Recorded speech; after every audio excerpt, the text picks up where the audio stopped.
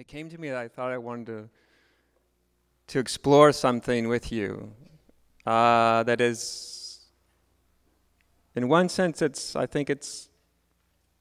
hope it's obvious or it becomes obvious,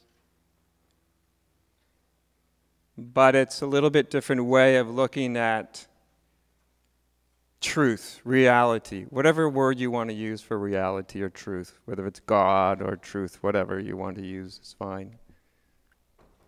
But you know, generally, when we get exposed to spiritual teaching, if you've ever noticed, that whatever word is used for the ultimate reality is almost always specified as some particular, relatively well-defined state of being. You ever notice?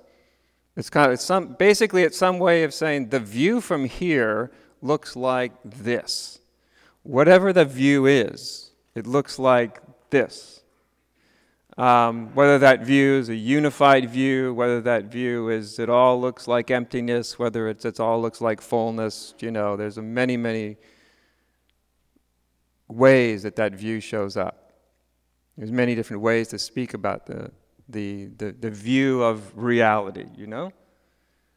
And if you look at various spiritual teachings, various traditions of teachings, if you really look for it, you don't have to look very long before you find out what the defined view of the ultimate state of reality is in that tradition or in that teaching. And of course, I do this all the time myself.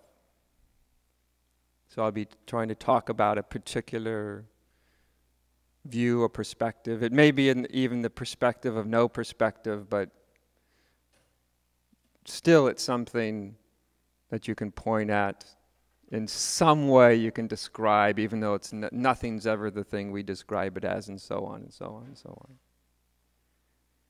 But it's interesting, isn't it, that we can talk about reality, talk about this sort of ultimate nature of our existence, our own existence, the existence of life. I mean, that's ultimately, I think, what the spiritual realization is trying to show us. Does show us, actually.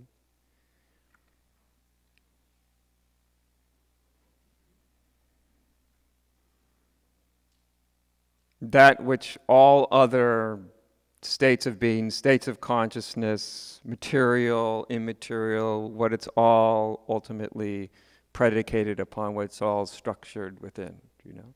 And it's not such a fanciful idea. You know, when we use sort of spiritual sounding terms, it makes it seem more almost fanciful than it actually is. Less concrete in one sense than it actually is, you know.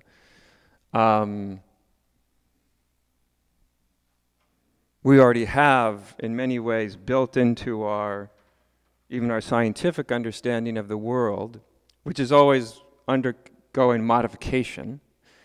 But it's some version of basically everything came from nothing.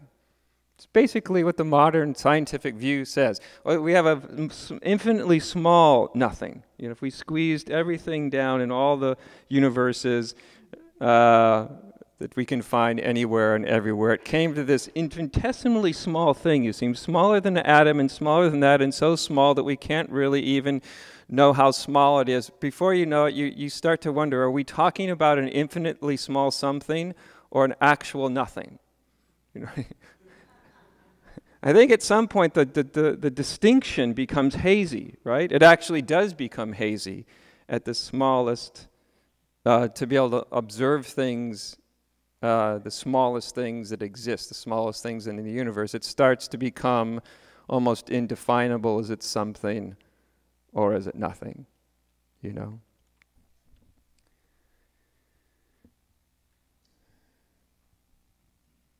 But I've often found it interesting that we can talk about whatever we want to, however we want to talk about the ultimate reality. The Buddhists call it Buddha nature, the Christians call it the Godhead, you know, the Ramana called it the self, the Advaitins call it whatever they call it, you know, consciousness or whatever.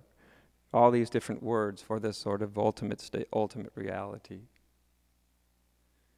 And one of the things that's always pointed at, and I do this as myself, is that ultimate reality, when we actually begin to really experience it, is the reality of all things, right?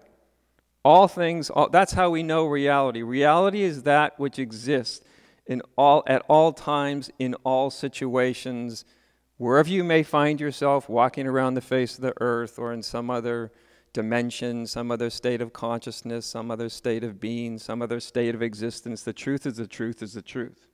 What's true no matter where you might find yourself, no matter what state you might find yourself in? What's the underlying truth of existence? I've often thought that this is ultimately the question of spirituality.